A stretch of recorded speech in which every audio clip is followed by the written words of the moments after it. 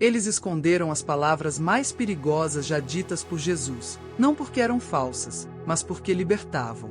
Durante séculos, parte de seus ensinamentos foi apagada, distorcida ou transformada em parábolas que poucos conseguiram decifrar.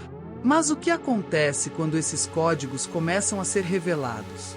Este vídeo mergulha no Grimório Perdido do Cristo. Mensagens ocultas, símbolos e leis espirituais que explicam o que Jesus realmente sabia sobre a alma, a energia e a consciência. Aqui, não falamos de religião, mas de conhecimento esquecido, a ponte entre o divino e o humano. Se você sente que há algo faltando no que te ensinaram, talvez este seja o momento de lembrar o que sempre esteve dentro de você. Durante séculos, o tempo apagou mais do que lembramos. As palavras de Jesus, traduzidas, adaptadas e filtradas por impérios e religiões, tornaram-se versões controladas de algo muito maior. Entre pergaminhos queimados e evangelhos silenciados, nasceu um vazio, o silêncio da história. Nesse espaço esquecido, repousam as mensagens que não cabiam no medo, as que ensinavam liberdade, não obediência. Nos desertos do Egito, em cuevas de cura em ruínas do Mar Morto, manuscritos revelam uma versão diferente do Cristo. Um mestre que falava de energia, consciência e transformação interior. Ele não apenas pregava a fé, ensinava alquimia espiritual, o poder de transmutar dor em luz, culpa em sabedoria, matéria em espírito. Mas esses ensinamentos eram perigosos demais para os que queriam manter o controle das almas. A história preferiu o Cristo obediente, não o Cristo desperto. Assim, cada frase dele foi cuidadosamente moldada para caber em estruturas de poder. As parábolas se tornaram simples histórias, os símbolos, apenas metáforas. Mas a verdade é que Jesus falava em códigos, e seus discípulos mais próximos compreendiam. Ele falava de leis universais, da vibração da palavra, do Espírito como energia viva. O Grimório Perdido do Cristo começa nesse ponto, nas entrelinhas de textos apagados e nas pausas que ninguém escutou. Porque o que foi proibido de ser dito sobreviveu nas margens, nos símbolos e nos sonhos. É o tipo de conhecimento que não morre, apenas muda de forma. E talvez seja por isso que você está aqui agora, ouvindo estas palavras. Porque há algo dentro de você que sempre soube que havia mais do que dogmas, mais do que promessas, mais do que medo. O que está prestes a ser revelado não é história antiga, é o eco de uma verdade que nunca deixou de chamar o seu nome. Jesus falava em códigos. Não porque quisesse esconder a verdade, mas porque sabia que apenas quem estivesse desperto seria capaz de compreendê-la. Suas palavras eram chaves, e cada parábola escondia um princípio espiritual profundo. Quando dizia o reino de Deus está dentro de vós, não falava de um lugar, mas de um estado de consciência. Ele apontava para o mesmo segredo que alquimistas e mestres antigos tentaram revelar, que o divino habita no interior de cada ser humano.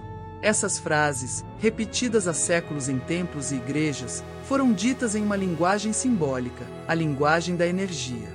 O reino interior é o campo vibracional da alma. A luz do corpo é a consciência. A fé, a força que altera a realidade. A cada milagre, Jesus demonstrava uma lei invisível, que hoje começamos a compreender pela física e pela ciência da mente. A matéria responde à intenção, e o espírito molda o mundo. Ele não veio apenas curar corpos, mas ensinar que a cura é o resultado da harmonia entre pensamento, emoção e energia. Quando Jesus dizia "a tua fé te salvou", não falava de crença religiosa, mas de frequência espiritual, o poder criador que nasce da pureza de intenção. Essa era a verdadeira alquimia do Cristo: transformar medo em confiança, escassez em plenitude, separação em unidade. Mas poucos entenderam. A maioria ouvia apenas a história externa, sem decifrar o código interno. E assim o conhecimento foi se perdendo, fragmentado entre símbolos e rituais que já não lembram o que significava. O pão e o vinho deixaram de ser símbolos da energia divina compartilhada. O batismo deixou de representar o renascimento da consciência. O Grimório do Cristo está escondido nesses gestos, nessas palavras simples, mas cheias de poder. Ele nos ensina que tudo o que procuramos fora está silenciosamente dentro de nós. E que quem aprende a decifrar esses códigos desperta, não para uma nova fé, mas para um novo nível de percepção. Dizem que Jesus nunca escreveu nada, mas isso não é totalmente verdade. Ele deixou um livro invisível, um grimório feito de símbolos, palavras e gestos que apenas os de coração desperto poderiam ler. Um livro sem páginas, escondido nas entrelinhas do Evangelho, onde cada metáfora é uma chave, cada milagre, um ensinamento codificado. Quando Jesus falava sobre a luz do mundo, não se referia a algo externo, mas ao brilho interior que nasce quando o espírito reconhece sua própria origem divina. Essa luz é o primeiro símbolo do grimório, a lembrança de que o despertar espiritual começa com o simples ato de enxergar, ver além do corpo, além da dor, além da ilusão de separação. O segundo símbolo é a água. Para a maioria, ela representa o batismo. Mas, em linguagem alquímica, a água é o movimento da consciência, o fluxo que limpa, transforma e conecta. Ao andar sobre as águas, Jesus mostrava que é possível elevar-se acima das emoções densas, dominando o mar interior das próprias tempestades. O terceiro é o pão. Quando ele dizia "Eu sou o pão da vida", falava da energia que sustenta o espírito, não o corpo. O pão é o símbolo da partilha da luz, o alimento da alma que se multiplica quanto mais é dividido. Assim como o amor, o conhecimento espiritual cresce quando é doado. E o quarto é a semente. Jesus comparava o reino dos céus a uma semente de mostarda, a menor de todas, mas que cresce e se torna uma grande árvore. Esse é o código da evolução da alma, o potencial divino plantado dentro de cada ser humano, aguardando o momento certo para florescer. Quando a mente silencia e o coração desperta, essa semente germina, e a alma recorda quem é. O grimório do Cristo não está perdido porque nunca foi físico. Ele está dentro de cada um, esperando ser lido pelo olhar que enxerga além das palavras. Por isso, os símbolos não foram criados para serem seguidos, mas vividos. O verdadeiro discípulo não repete, experimenta. O verdadeiro buscador não acredita, sente. Com o passar dos séculos, o que era luz virou doutrina. As palavras vivas de Jesus, que antes libertavam, foram aprisionadas em interpretações humanas. A mensagem virou sistema, o amor virou obediência. Instituições ergueram muros ao redor do que deveria ser um caminho aberto. E assim, o Cristo do coração foi substituído pelo Cristo do altar, distante, intocável, adaptado à conveniência dos poderosos. As mensagens sobre consciência e energia foram rotuladas como heresia. Os escritos gnósticos, que falavam da divindade interior, foram banidos e queimados. Aqueles que ousaram dizer que a alma é eterna e que o espírito pode transcender o corpo foram silenciados. Mas, ironicamente, quanto mais tentavam apagar essa verdade, mais ela se espalhava, em símbolos, em sonhos, em livros secretos que sobreviveram ao fogo. A manipulação começou quando perceberam que o verdadeiro ensinamento não podia ser controlado. Um povo desperto não se curva, não teme, não é manipulado.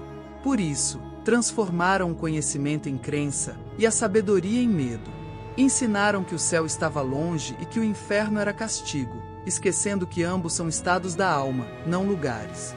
Jesus não veio criar uma religião, veio revelar uma ciência divina, a mesma que hoje chamamos de espiritualidade quântica. Ele falava da energia da consciência, da vibração do amor como força criadora.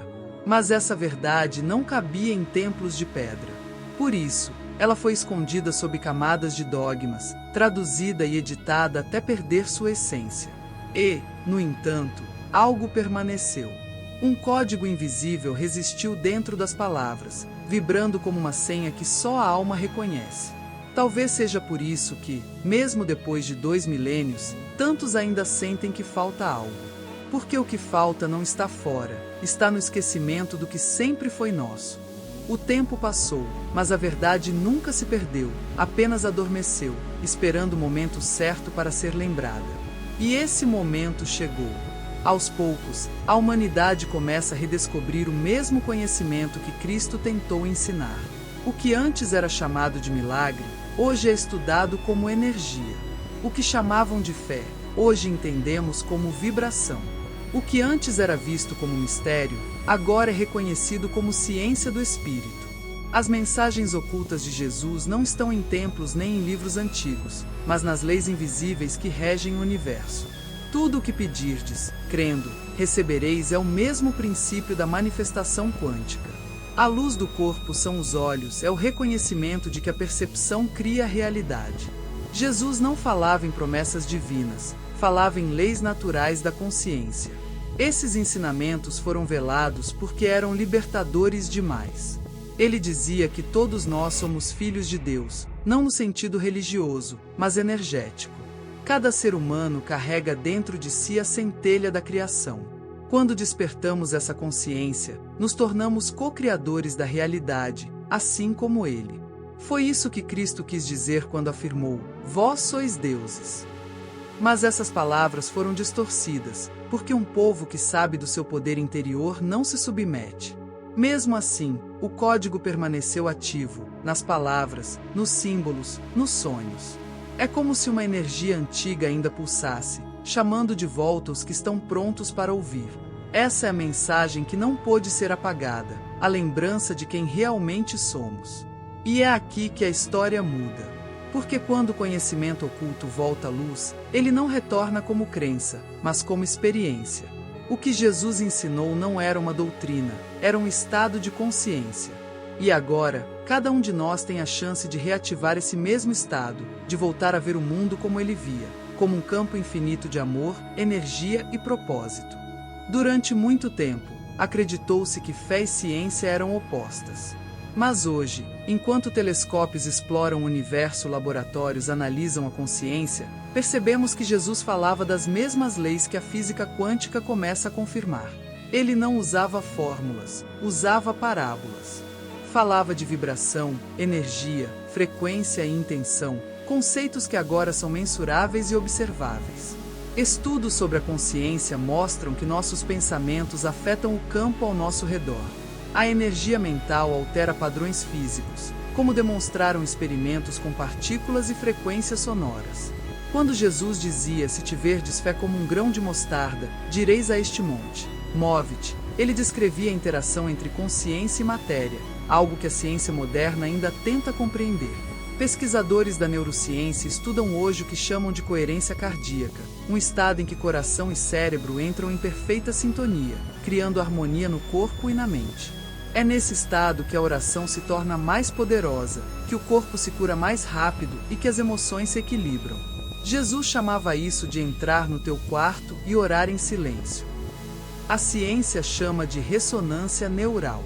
O mesmo ocorre com a física quântica e a espiritualidade científica. Ambas afirmam que tudo é energia. O universo é um campo vibracional onde cada pensamento é uma onda, e cada emoção, uma frequência. Quando Cristo dizia que a lâmpada do corpo são os olhos, falava da percepção como força criadora, o poder da consciência que dá forma à realidade. No fim, Jesus não queria que acreditássemos nele, mas que fossemos como ele. A ciência, sem perceber, está apenas redescobrindo os mesmos princípios que ele demonstrava naturalmente. E talvez a união entre essas duas linguagens, a da alma e a do laboratório, seja o próximo passo da humanidade. O reencontro entre razão e espírito, entre o invisível e o comprovável. Chega um momento na vida em que nenhuma resposta externa basta. As antigas promessas não confortam mais, os rituais perdem o sentido e o coração começa a pedir algo real. É o chamado do Espírito, o mesmo que ecoava nas palavras de Jesus quando dizia: "O reino de Deus está dentro de vós". Ele não falava de um lugar, mas de um estado de lembrança. O despertar da alma é exatamente isso, lembrar o que você sempre foi. Muitos sentem esse chamado nas madrugadas silenciosas, quando o corpo dorme, mas algo dentro permanece desperto. É um desconforto sutil, uma vontade de entender quem somos além dos papéis e dos medos. E nesse ponto, a mensagem de Jesus deixa de ser história e se torna espelho. Porque o Cristo que procuramos não está nos livros, está dentro de cada um de nós, esperando ser reativado. A alma desperta quando você começa a perceber que tudo tem sentido, até a dor. Jesus nunca prometeu ausência de sofrimento, ele mostrou como atravessá-lo com consciência. Cada perda, cada noite escura, é uma lição em disfarce. E quando você olha para dentro com coragem, começa a enxergar a mesma luz que ele via em todos, a centelha divina que nenhuma sombra apaga. O despertar não é algo que acontece de repente. É como o amanhecer, a escuridão vai se dissolvendo aos poucos até que a luz se torne inevitável. E é nessa transição que a verdadeira fé nasce, não como crença cega, mas como certeza sentida. Você entende que a vida não está contra você, ela está te moldando para lembrar o que você é, parte do todo. E quando essa lembrança se instala, algo muda para sempre. O medo da morte perde força, a culpa se dissolve e o amor deixa de ser apenas emoção, passa a ser energia consciente. Esse é o Cristo vivo, não o das imagens, mas o das vibrações. O mesmo que habita em você, e que espera apenas o momento certo para se manifestar. Toda história espiritual é, no fundo, um espelho da própria alma. O Cristo não veio para fundar religiões, ele veio para acender lembranças. Cada palavra sua era uma chave. Cada gesto, uma mensagem codificada. E quando essas chaves se encaixam, o véu começa a cair. É nesse instante que o ser humano percebe: a luz que buscava fora sempre brilhou dentro. As mensagens ocultas de Jesus nunca foram sobre seguir regras, mas sobre quebrar correntes. Correntes do medo, da ignorância, da separação. Ele não falava apenas de um reino futuro, mas de um estado de consciência presente, acessível a quem ousa olhar para dentro e lembrar quem é. Essa é a verdadeira ressurreição, despertar enquanto ainda se está vivo. O mundo em que vivemos parece mergulhado em sombras, mas cada despertar individual reacende uma centelha no todo. Quando você se lembra da sua luz, ela se torna farol para outros. E assim, lentamente, o planeta se transforma.